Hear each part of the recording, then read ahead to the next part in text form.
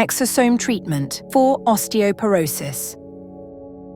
Exosome treatment for osteoporosis involves the use of exosomes, which are small vesicles containing various bioactive molecules such as proteins, nucleic acids, and growth factors. These exosomes are typically derived from stem cells and have regenerative and anti-inflammatory properties that can benefit bone health. Exosome treatment provides a non-surgical alternative for individuals with osteoporosis who may not be suitable candidates for surgery or prefer non-invasive treatments. Exosome treatment for osteoporosis involves the administration of exosomes, which are small vesicles containing bioactive molecules.